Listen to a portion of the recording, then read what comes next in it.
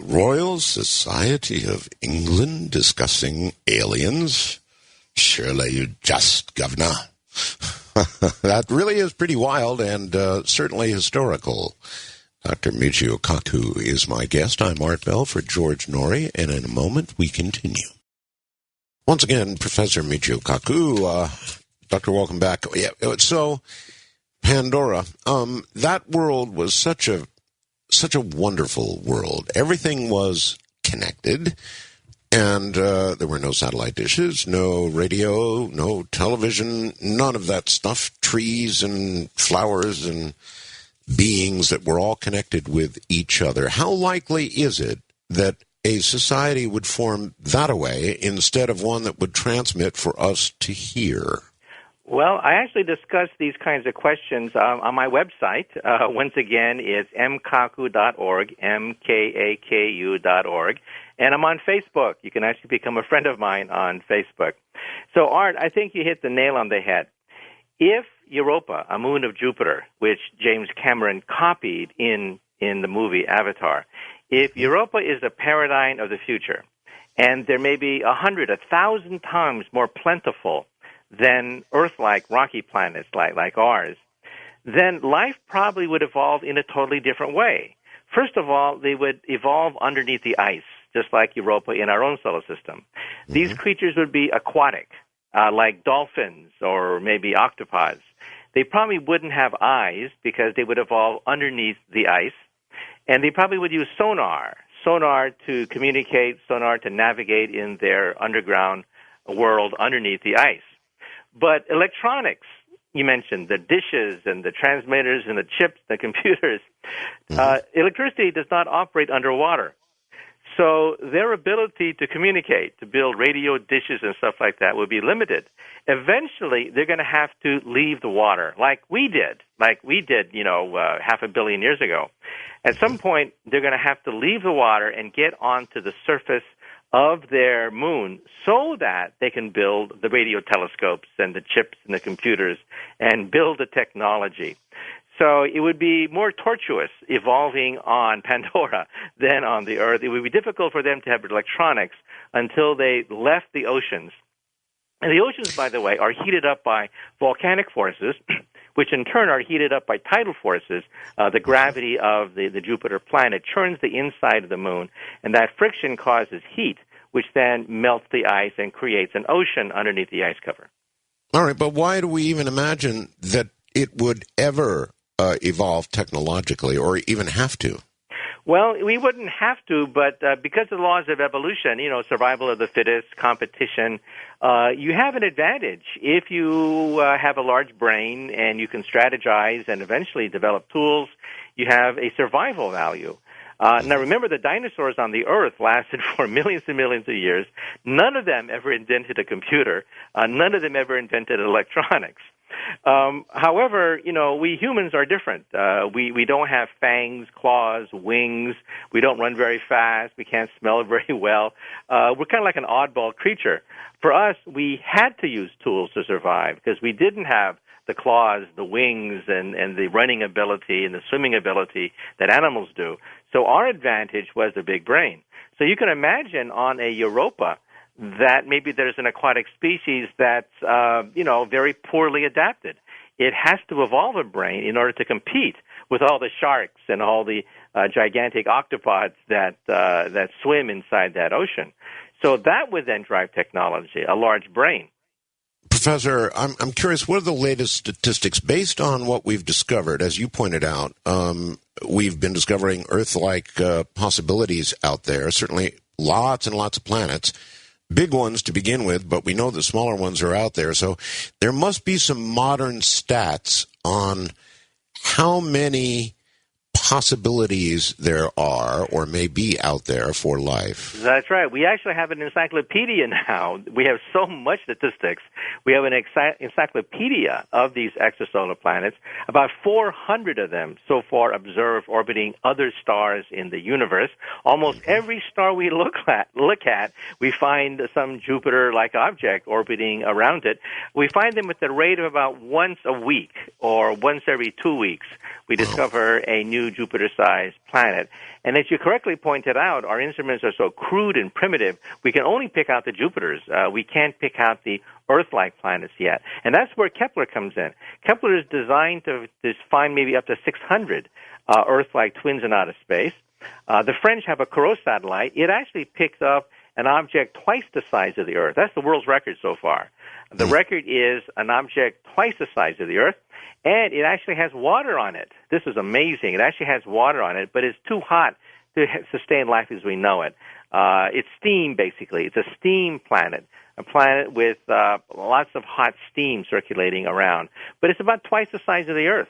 And so we're getting very close now to snagging a twin of the Earth. In fact, I think this year or perhaps next year, when the first couple of results are announced, we may actually make the historic announcement that we have found a twin of the Earth in outer space with liquid water about the same size of the Earth, with liquid oceans. And water is the universal solvent. That's the amniotic fluid of life. That's where DNA got off the ground, because DNA dissolves in water. So, wait for it. Sometime this year or next year, we could make this historic announcement that we have found a twin in space. I guess, boy, wouldn't that be something? I guess that's important for life to evolve as we know it or imagine it. But on these other planets and these other bodies, it's certainly possible for life to evolve not as we know it, right, but with different physics altogether. Right. Well, they're not going to want to eat us or mate with us, I don't think, because they're going to have different DNA and different molecules. However, they are probably going to be carbon-based. Carbon has 4 bonds, and as a consequence, you can make graphite, diamonds, hydrocarbons, people out of carbon, because it has a rich chemistry with 4 bonds. It's like Tinker Toys. You can make lots of Tinker Toys with an object with 4 joints on it. However, other chemicals with 4 bonds are kind of rare. Silicon has 4 bonds, but silicon's compounds, many of them are not water-soluble. Transistors are made out of silicon. Sand is made out of silicon. Many of the compounds are not water-soluble. So carbon is ideal. It's water-soluble, and it has 4 bonds, and you string them together, and they're called proteins. So life could have spontaneously been created, perhaps in the bottom of the oceans, near volcano vents. That's one theory as to where life originally came from, volcano vents on the bottom of our oceans. And that may be repeated in outer space, but the DNA is going to be different. It's not going to be like our DNA. We're not going to want to eat them. They're not going to want to eat us as a consequence. Good. How do we ever get there? Or how do they ever get here? They're going to be so far away. They're going to be light years and light years away. Unless we can breach the speed of light, is just too far. Right. That's where the so-called giggle factor comes in. You talk to a scientist about extraterrestrials reaching the Earth, and most scientists start to giggle at that point. Well, I don't giggle, because if you look at Einstein's equations very carefully, when he said you can't go faster than the speed of light, recently we found a loophole that has created quite a bit of shockwaves within the scientific community.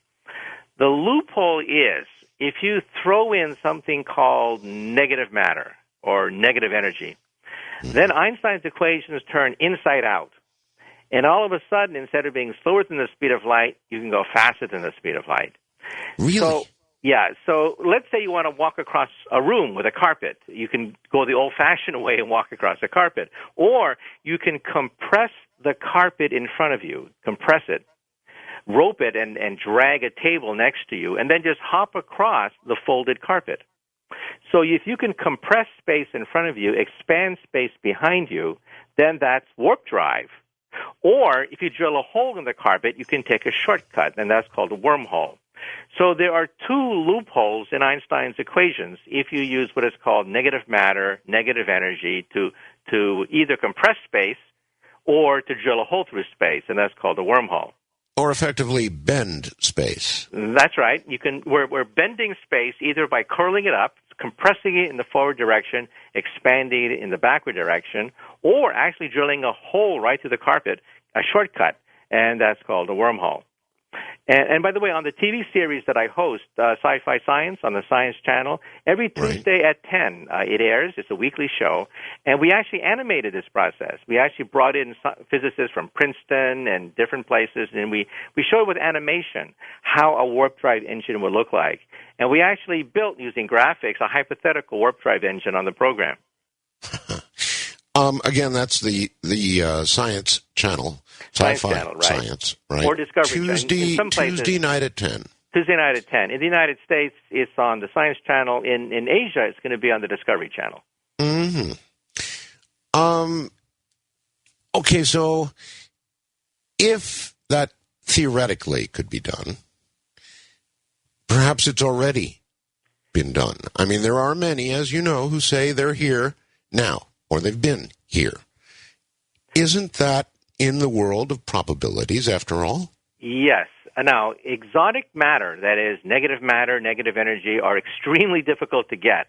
We've only made microscopic quantities of this on the Earth. In fact, we took a TV camera to Harvard University where they actually make tiny quantities of negative energy, microscopic quantities. You need to harvest like planet-size, moon-size amounts of negative matter in order to, drive these time machines. And once I was asked by Popular Mechanics to theorize about Lost, the TV series Lost, what could possibly create these bizarre anomalies on the Earth. And, I watched a few episodes of Lost, and the way you could do it is by having a negative matter meteorite. A meteorite made out of negative matter plow into an island, and then you would have bizarre distortions of space and time taking place, and you're using reputable physics as a consequence. Now, again, we've never seen large quantities of negative matter or negative energy. It'd be quite exotic. If I held negative matter in my hand, it would fall up. It wouldn't fall down. It would have anti-gravitational properties. And you just stick it into Einstein's equations, and bingo, warp drive, time travel, all the weird stuff in Twilight Zone becomes a consequence. Now, an alien civilization far ahead of us may be able to create their own negative energy or negative matter. We do it on the Earth already in microscopic quantities. So it's conceivable that an advanced civilization may harvest large quantities of it. And then you're talking business. Such an advanced civilization would be capable then of traveling to Earth and doing so at greater than the speed of light. So easily they could have been here, or they could be here now, and they could be observing. Is this something the Royal Society of England is considering?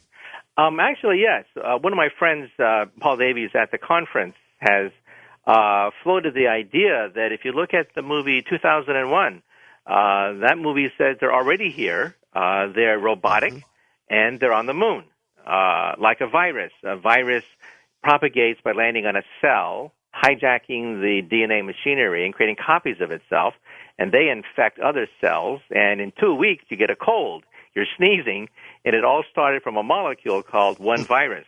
That's right. That's the way to explore the galaxy, not Captain Kirk. Captain Kirk and the Enterprise is the silliest way to explore the galaxy. The easiest way is to have robots that land on the moon, create a factory, and then the factory creates copies of itself, and then thousands more probes then scatter, creating an exponential chain reaction. So starting with one probe, you get thousands, then millions, then billions, and trillions. That's the way to explore the galaxy. So if a passing civilization were to come through our solar system, they would have left something on the moon. Moon has no erosions, quite stable on the moon, no water, no rust on the moon, and they're probably just sitting there observing us. That's a possibility you can't rule out, and that's a possibility being discussed. Something like the obelisk, yeah. That's the possibility being discussed right now in London. Well,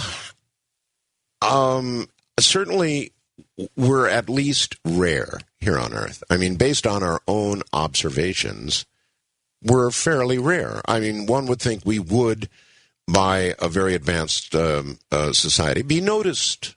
We're rare. There's lots of us. We have lots of emanations of television and radio and radar and microwave. And so one would think that we would be noticed. And if we've been noticed and they can travel here, it's reasonable to assume they've either been here or are here now, or as you point out, maybe on the moon observing. And I wonder how they would look at us, whether they would look at us as, well, I don't know, a virus that they're about to get or might get. Well, first of all, I don't think they're going to want to conquer us to steal our minerals, because there are plenty of planets out there with minerals that have no natives that will be rebellious. And so I think there's plenty of planets to mine other than the Earth. So there's really nothing that we have that would interest them. They're not going to want to mate with us or perform experiments on us or eat us, because the DNA is going to be totally different.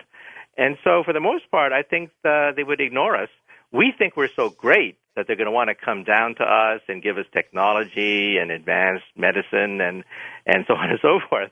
But, why? If you read Douglas Adams, the science fiction writer, he said that if a civilization is that advanced, what we have to worry about is that we're going to get paved over.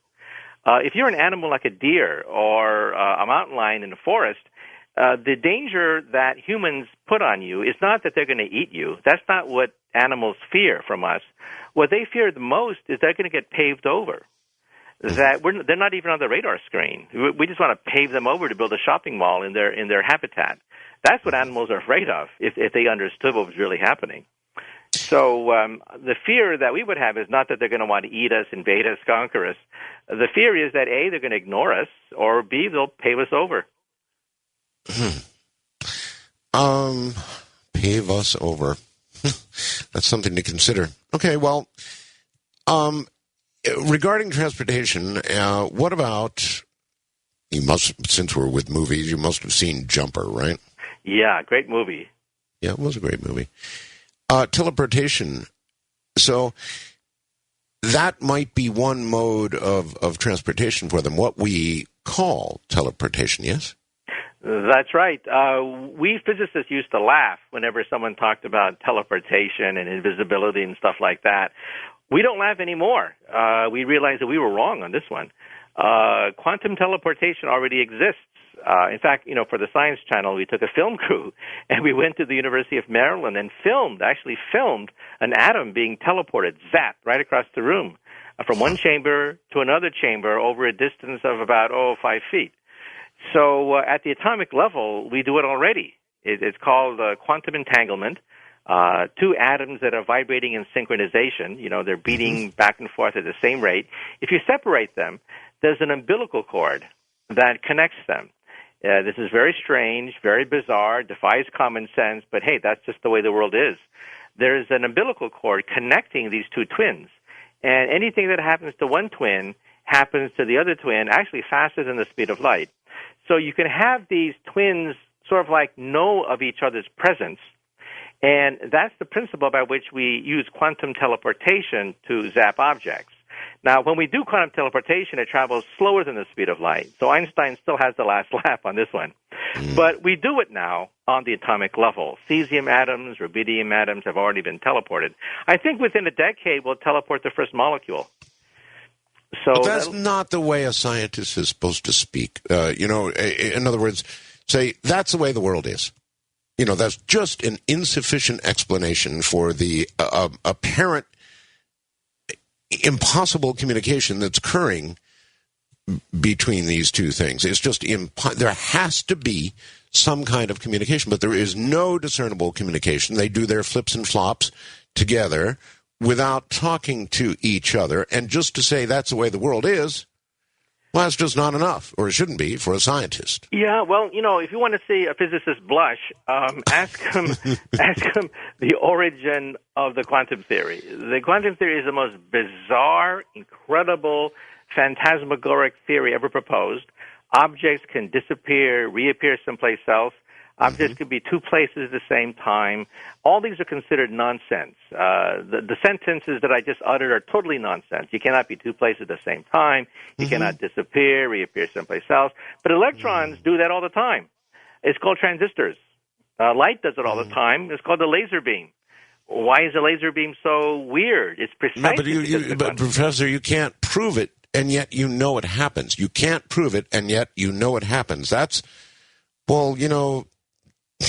that's almost like faith, isn't it? Yeah. just like faith, something you can't prove and yet you know is true. That's faith.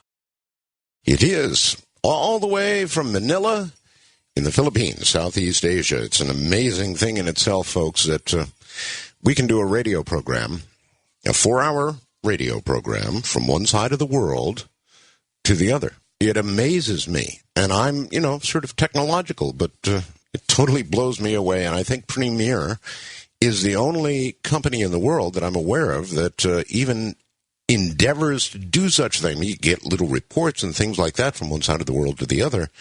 But a 4-hour interactive talk show from the other side of the world, that's pretty much exclusively Premier's territory. I'm Art Bell for George Norrie with Dr. Michio Kaku, and we'll be right back. Faith.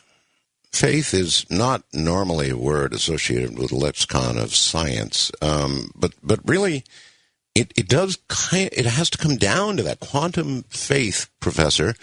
These two particles are going vertical and horizontal, and vertical and horizontal, and they're doing this together always without any discernible communication between them that we can find, or even perhaps more mysteriously, there is no communication between these particles taking place. It's one or the other. Either way, it's truly mysterious, and it boils down to faith that something's happening that we don't understand, right? Well, you're getting very close to the truth, because this is a huge gap in our understanding of the quantum world. We physicists use the quantum theory like a cookbook. We can read that cookbook. You put a little silicon, you put a little transistor, you put a wire, and bingo, you have a chip. We know how to make chips. We know how to make iPods and the Internet and so on and so forth. But we don't understand why it works that way. There's a philosophical hole there. In the quantum theory, not only do we have this umbilical cord between two objects that are beating in unison, we also have objects that disappear, reappear someplace else, objects that can be many places at the same time. And these are electrons. These are photons inside a laser beam. The gross domestic product of the Earth depends on the quantum theory. You turn off the quantum theory, all the satellites blink out, the Internet stops, lasers don't work anymore. We're throwing back hundreds of years into the past without the quantum theory. But we don't know why it works. Einstein didn't like the theory at all. He called it spooky action at a distance, is how Einstein called it. He didn't like God throwing dice. Well, get used to it. God throws dice. I mean, what can I say? No. All right, so these two particles flip polarity together. Now, is there any way at all to measure at a great distance this spookiness? Is it occurring faster than the speed of light? Well, the world's record right now is that we've been able to teleport photons, particles of light, across the Danube River in Austria. So at the University of Vienna, in fact, some of the people there may eventually win the Nobel Prize for this. They've been able to zap particles of light right under, in fact, the Danube River in Austria. And now they're thinking about doing it into outer space with the space shuttle. Perhaps we'll be able to zap photons from the Earth to the space shuttle. That's what they're thinking about next, over a distance of maybe 300 miles into outer space. And maybe one day when we go to Mars, they even say, maybe we'll teleport objects to Mars this way. The teleportation process of matter takes place slower than the speed of light. Slower than the speed of light. But this weird bond between objects that are vibrating in phase, like an umbilical cord, that travels faster than the speed of light, okay? Einstein didn't like that. He said, my theory of relativity is wrong. But it turns out Einstein has the last laugh. It turns out that the information that travels faster than light is random information. Real information, like Morse code, atoms that vibrate in a certain specific way, giving you a radio, that travels slower than the speed of light. But the actual interactions travel faster than light, but that's random information. You can't send rock and roll music via this way. It's random information that goes faster than light. But slower than light, it's not so bad. Slower than light, we can teleport atoms, we can teleport photons, and pretty soon molecules, maybe eventually Captain Kirk. But still, Professor, even though it's random information, it's still information. That's right, but it's not like Morse code. You can't send a signal faster than light this way. Look at it this way: if you put on two socks in the morning, one sock is green and the other sock is red, and you mix it together. One day you lift up one pants and it's green. How fast did you know that the other pants was red? You knew that faster than the speed of light. But it's not usable information. You can't send Morse code this way. So if you know that one electron is spinning up, you know that on the other side of the galaxy, faster than the speed of light, there's another atom spinning down, such that the two cancel out. So you now know something about the other side of the galaxy faster than the speed of light, but you can't send Morse code this way. You can't send usable information. You can't send rock and roll music this way. Otherwise, we'd be able to communicate with aliens from outer space. All right, let's talk about aliens that might be a little closer. Many people, yourself included, I believe, theorize that we may have other dimensions. Now, that would mean perhaps that there could be another or perhaps many simultaneous worlds all around us, happening around us all the time. It's just separated by a dimension that could be, I suppose, very thin. That's right. And it's sort of like, two sheets of paper with ants living on each sheet of paper, living their life, not realizing that just right next to them, there's another sheet of paper right on top of them where they inhabit. H.G. Wells, the science fiction writer, loved this idea. When he wrote the book, The Invisible Man, it was the fourth dimension that made the Invisible Man invisible. Hollywood gets it all wrong. Read the original Invisible Man, and you realize that it's the fourth dimension that makes an object invisible. You hover right over our universe. Light travels beneath the Invisible Man, and that's why he's invisible. Now, in the old days, we physicists used to laugh talking about these higher dimensions, like Twilight Zone. But we don't laugh anymore. Like I mentioned, the Large Hadron Collider, we think that one set of experiments may actually reveal the presence of another parallel universe. This is serious business now. An 11 billion euro machine. One of its purposes is to look for these higher dimensions. And string theory, which is what I do for a living, that's my day job. String theory says there could be 10, 11 dimensions, not just 3, but maybe up to 11 dimensions. And the Big Bang was a bang that resonated through 11 dimensions, not just the 3 dimensions that we're familiar with. So this is big business now. We're not laughing about these higher dimensions and parallel universes anymore. Maybe there's an out of curiosity, Professor, why 11? Why 11? It turns out that if you look at 12, 13 dimensions, the equations become unstable. They decay down to 11 dimensions. Now, there is a theory at Harvard where you have 2 times. You have 10 dimensions of space and 2 dimensions of time. That's called a double-time universe, and that is a 12-dimensional universe. It seems to be equivalent to string theory. String theory does have a 12-dimensional extension. But when you go to 13 dimensions, the theory becomes unstable. Mathematically, it falls apart, and then it decays down to 11 or 10 dimensions. Well, you're sure right about one thing. A lot of the things that you were chuckling about just years ago, in fact, with me on this program, you're not chuckling about anymore. This is big business, very serious. We now have a machine that can actually test a lot of these bizarre theories right out of the Twilight Zone. So this is something that we take very seriously now. So parallel universes, we think that could explain the Big Bang. The Big Bang, in fact, may have been a collision between these bubbles. Think of our universe as a bubble. We live on the skin of the bubble. We're like flies trapped on flypaper. We can't escape the bubble. The bubble's expanding. That's the Big Bang theory of Einstein. But there are other bubbles out there, other bubbles, other universes giving us a bubble bath. The new paradigm is the multiverse. We think there could be many bubbles out there, and sometimes these bubbles bump into each other. That's called the big splat theory. Other time, these bubbles fission in half. That's called inflationary theory. And these bubbles bud other bubbles and split and reform. That's the multiverse. That is now the dominant paradigm that quantum cosmology delves into.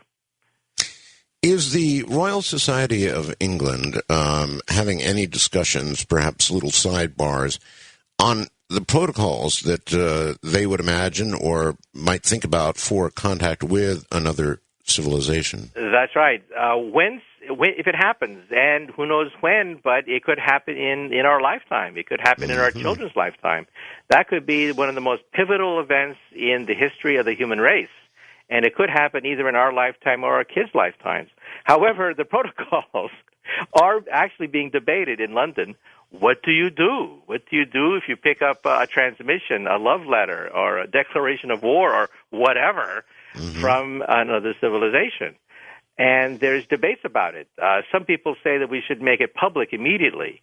My attitude is that's not a good idea because that's going to set off panic. I mean, as Arthur C. Clarke once said, either there's intelligent beings in outer space or there's not. Either thought is frightening. And I think a lot of people are going to get really upset if we all of a sudden eavesdrop on, an advanced civilization. I would prefer that, scientists study it for a while, figure out how advanced are these people? I mean, what are their intentions? Do they know about us? Are we listening in silently and they don't know about our existence? What do they want? That's what I think we should do first before we make a press conference and tell the United Nations and the world that we've just made contact with alien civilizations. So this question is being debated in London even as we speak. I really agree with you. Over the years, I've contemplated this a lot. And, of course, there is the old Brookings study, which suggests that religious institutions and other institutions would panic and there'd be crumbling institutions over it.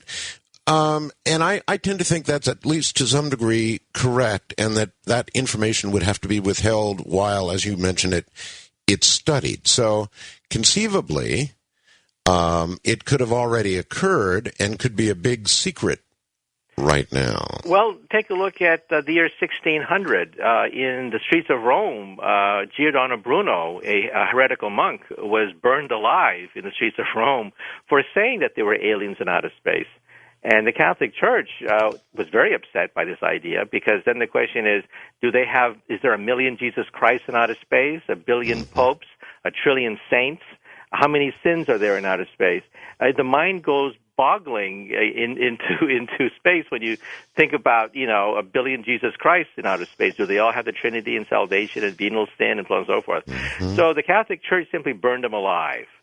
And that's how they dealt with the question.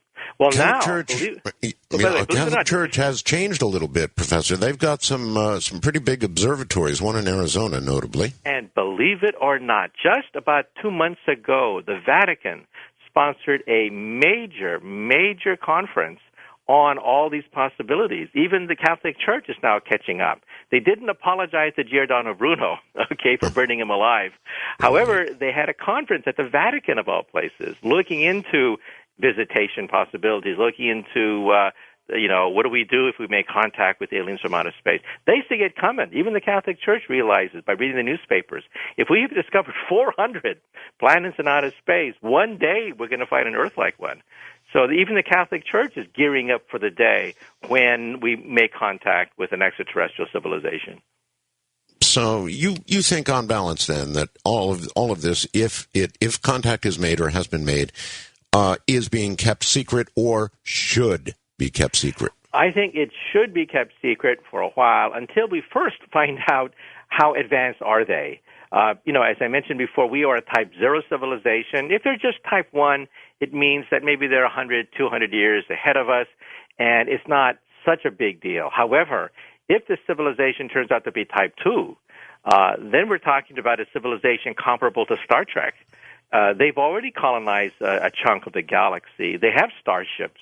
At that point, we might have to worry a little bit. And if they're Type 3, you're talking about the Borg. You're talking about the empire of Star Wars. At that point, you really, really have to sit down and wonder, what do they want? I mean, do they want to pave us over, or are we not even on their radar screen?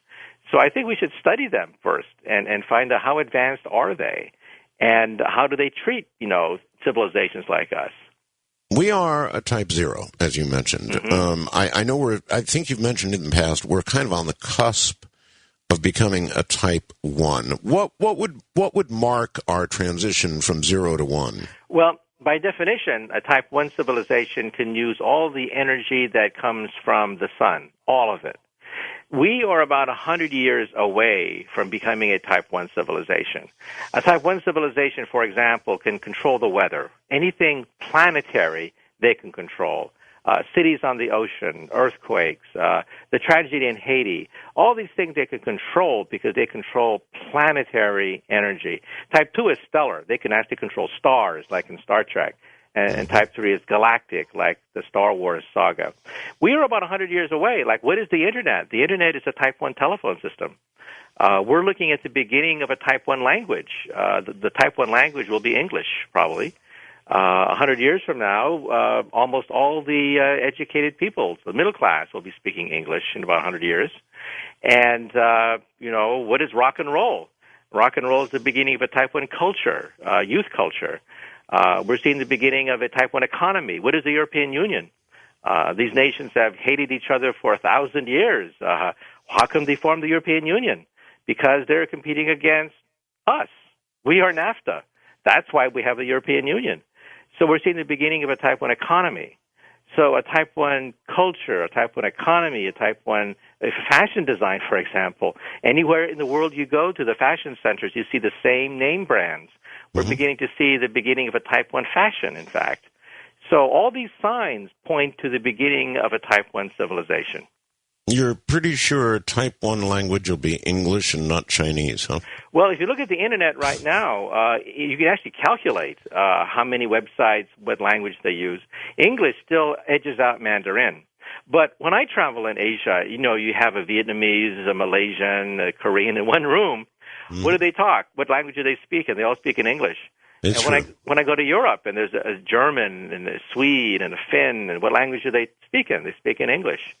So by default, it already is, in some sense, the language of the elites, the educated, the business elites. They all speak English. Mm-hmm. Quite true. Really true. In fact, this country, the Philippines, the second strong language here is English. Everything here is printed in English. All the signs that you read, everything is printed in English. Yeah, so I think in the future, a type 1 civilization will be bicultural. That is, we'll have our own local traditions, we'll have our own local language, and that'll be on the Internet. But there'll also be a planetary culture. And we already see that in the elites. Any society you go to, the elites are already bicultural. They speak English, they get all the English newspapers, whatever. But locally, they speak the local language. So I think the middle class will eventually become bicultural. They'll have their own middle class culture, but they'll also be fluent in the type 1 culture of the earth itself. So everywhere I look, I see the beginning of a type 1 civilization. However, as we mentioned before, it's not guaranteed that we'll even reach it. Actually, far, far, far from guaranteed. I remember you giving me the odds of us getting to type 1. It's a little frightening. Very depressing. Actually depressing. When we go to outer space and visit other civilizations, maybe we'll see atmospheres that are radioactive and they had a nuclear war, or atmospheres that are too hot and they let the greenhouse effect get out of control. Maybe that's the reason why we don't easily pick up radio signals from these nearby planets, because maybe they never made it to type 1. That's a problem. It's not guaranteed that we're going to reach type 1. By the way, you still think we are warming up, global warming, right? Yeah, I think even former President George W. Bush, toward the end, was saying, well, yeah, hey, something is happening. Something big is happening to the Earth. Even he was saying that, yeah, it looks like the Earth is heating up, and maybe we had something to play in it, right? He didn't say it definitely, but the United Nations panel, thousands of climatologists point the finger at human activity. And now, if you look all this, you still believe it now, despite the controversial email business that went on. And also, by the way, the latest scandal, this is scandalous, is that there's one paragraph in the... Hold it right there. We're at a break point. When you mention the latest scandal, that's a great place to hang people up. That's what we do in radio. We hang them up. So in a moment. The latest scandal, whatever it is, as you know, we did have an email scandal about global warming. A lot of people said, see, it's all nonsense. But